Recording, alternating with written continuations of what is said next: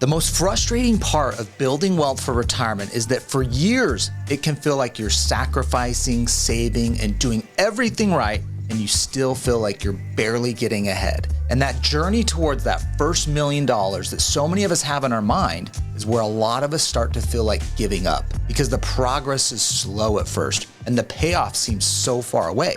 It can seem like wealth is happening for everyone else faster than it's happening for us. But then something changes. And under a reasonable long-term example, I'm going to show you how it takes about 18 years to build the first $1 million of retirement savings. But then only 6 more years to get to 2 million and 4 more years to get to 3 million. Now this shift is what most people don't understand. That even a bigger change happens when your portfolio gets large enough that growth starts doing more of the work than your monthly contributions. I'm Mat Sorensen, attorney and CEO at Directed IRA, and in this video, I'm gonna break down why everything changes after $1 million in retirement savings, how long it really takes to get there, what starts happening once you do, and what you should be focusing on now if you're still on the way. Because once you understand this milestone correctly, you stop thinking like someone who is just saving, and you start thinking like someone who is building real wealth. Let's break it down. Most people think of $1 million and it's this nice round number, it's this millionaire status, but it's actually where compounding starts to become very visible, where the return on $1 million starts to outweigh the amount of money you can make and actually save. In other words, our assets are working more for us and building and growing wealth, this money we've set aside, more than our ass working and going out, building, earning, and setting money aside. This is where wealth truly gets built. Now, the hard part of this is you've got to get that first $1 million.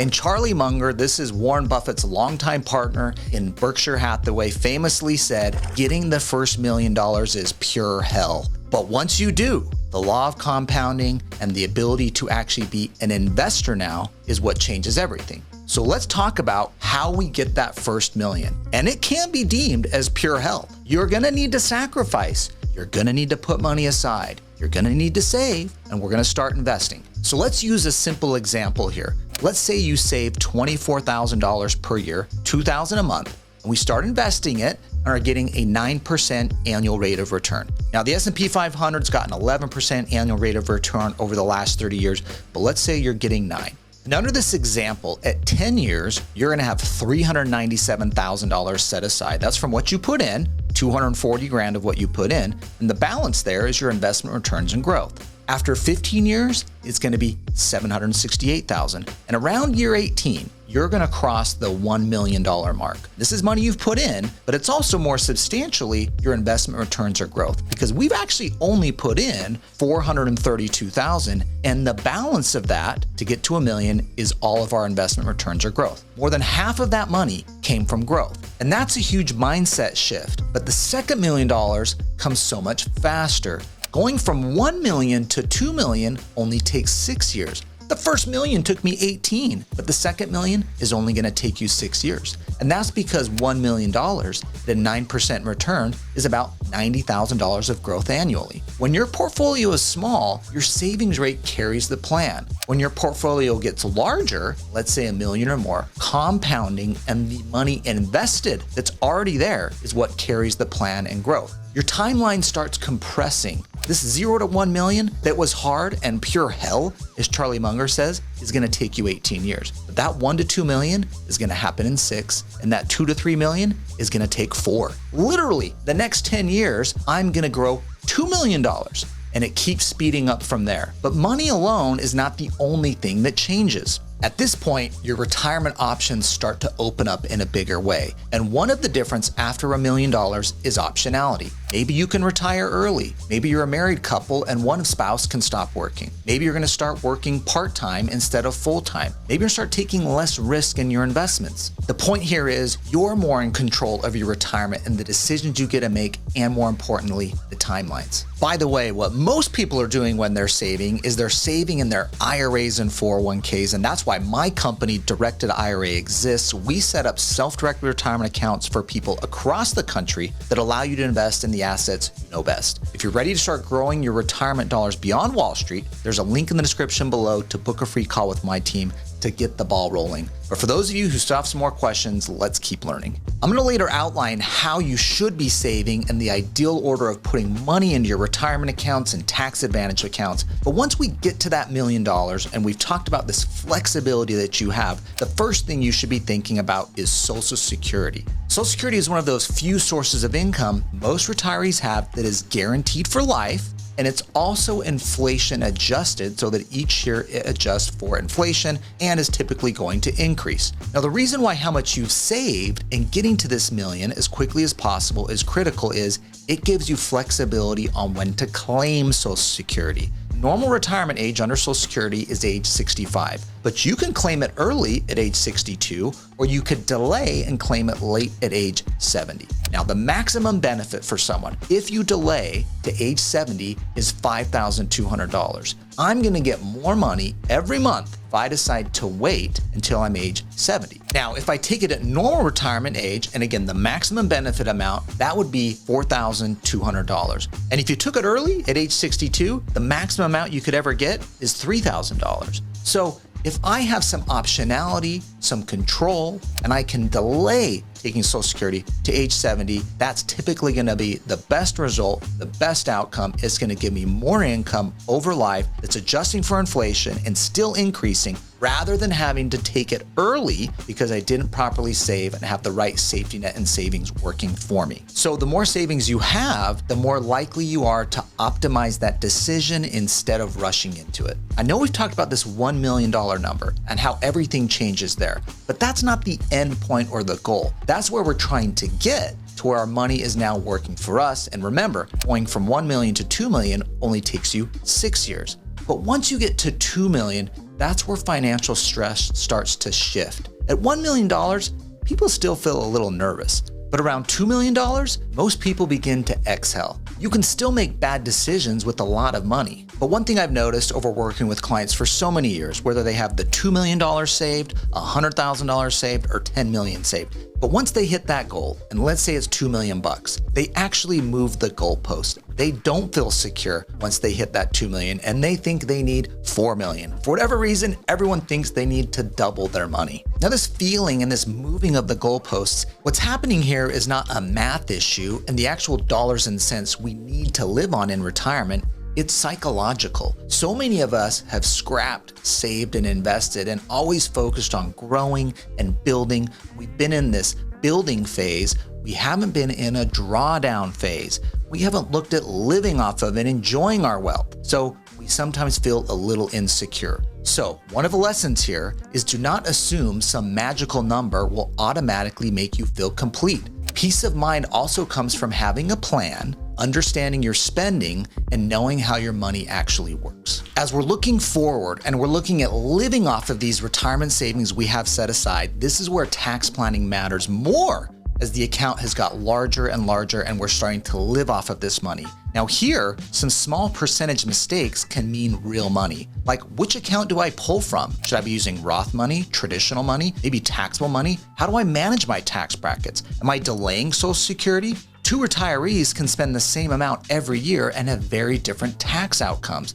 And here on this tax point, I want to let you know there is actually a lot of deductions and planning opportunities you get once you hit age 65. For example, you have a $47,500 deduction as a married couple once you hit age 65. That is your standard deductions. You do not have to itemize anything. You get $47,500. What that means is if you made $100,000, your only tax is if you made $52,500. You're going to be in a 10% tax bracket. So these deductions are very powerful. Now, how you get to $47,500 is you get the $32,200 standard deduction that anyone gets. But because you're age 65 or older, you get the additional senior deduction, which is another $3,300 for married couples. Also, the new One Big Beautiful Bill passed last year gives an additional $6,000 deduction per individual over age 65. So a married couple where both of you are over age 65 would get $12,000. That gives us a $47,500 total deduction. So put another way, what these deductions mean is you can be making up to $50,000 a year as a married couple and paying zero tax because you will have zero taxable income. Now, after that initial approximately $50,000 here, you fall into very low tax brackets. The first 25 grand you're gonna make is only at 10%. And then up to 100 grand, you're only at a 12% tax break. But if you go over 100 grand, again, this is after you take a $50,000 deduction, after 100 grand, you're gonna be taxed at a 22% tax bracket. The bracket jumps here from 12% to 10% more than in any other place in the tax code. So the goal is gonna be manage your income in retirement so that you have less than 150 grand. Remember, I get that $47,500 deduction, and then I'm only taxed up to a 12% federal tax rate up to 100 grand. So I got a lot of wiggle room in that 150 grand. A lot of things you can do to be strategic. Pulling from Roth accounts is not taxable income to you. That's not even going to go into this equation. Pulling from traditional or taking Social Security is going to fall into this bucket that will be taxable. But knowing these numbers and these strategies, having control and savings in different buckets from Roth accounts, traditional accounts, taxable brokerage accounts, delaying Social Security, all gives you control and flexibility to minimize your tax burden and be strategic once you hit age 65. So let's talk about how you're going to build towards that first $1 million.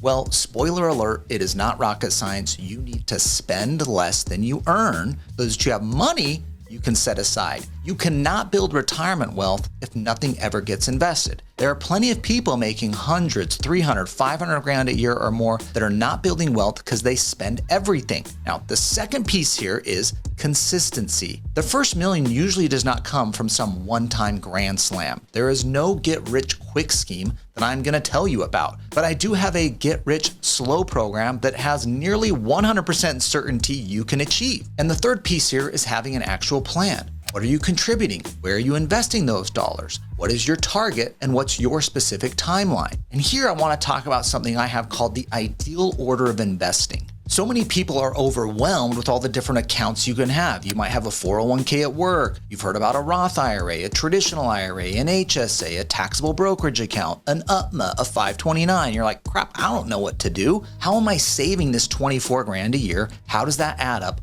What's the most strategic way to do it? Well, I'm gonna give you the quick down and dirty, and no, I've got a guide called the Ideal Order Investing you can download. It'll be in the link below.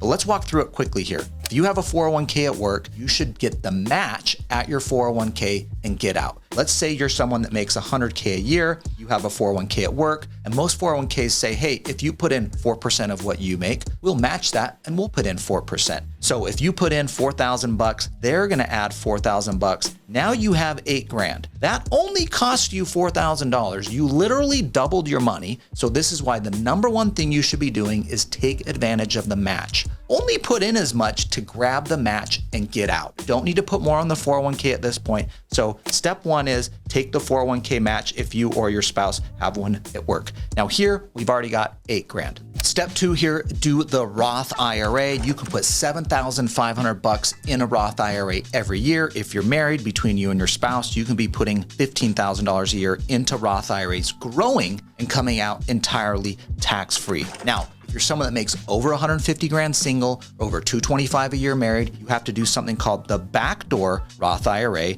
It's the same outcome. I'm going to get 15 grand a year into a Roth IRA. Again, tax-free money that I can invest. I don't pay taxes on. Every dollar gets to compound and work for my wealth and my benefit. And when I draw that out after 59 and a half or later, it's going to come out entirely tax-free. So right there alone, we are already at $23,500. You just have a 401k and you and your spouse have a Roth IRA. Another one to throw in though is the HSA, Health Savings Account. For a family, you can be putting in over 8 grand a year. You get a tax deduction to put it in. You can invest it with no tax on the investment returns and growth, and the money comes out entirely tax-free for your medical. And what's the number one expense you have in retirement? It's gonna be medical. So we can start saving and building on this. There's a lot more accounts and strategies you can implement here. You can get up to 70 or over 100 grand a year in these different tax advantaged accounts. I have more, of course, in the guide that goes through this, but for purposes of this video, we only need to save 24 grand a year. Here is 2 tax advantaged accounts you can take advantage of to maximize and get your dollars working for you, where every dollar is compounding and growing. There's no tax drag because nothing's going to the IRS or to the state, and you get that larger nest egg that you can look forward to and rely on in retirement. As you think about growing and building your wealth and having these retirement savings dollars working for you, hitting that $1 million goal, having a system and plan in place is what makes all the difference. People who treat retirement as a system tend to do dramatically better than people who just hope it works out. If I have some extra money, I'll set it aside. Maybe I'll have a better year next year. That's not going to get you there. You need to think of how much money can I set aside, have some discipline, sacrifice on your spending, make a budget, and get these accounts set up where you can invest and have every dollar working and building up for you, growing to a retirement you're looking forward to. The most critical point here is that 1 million matters not because it sounds impressive or it's this millionaire status, but because it changes the mechanics of wealth building and retirement planning to your dollars working for you.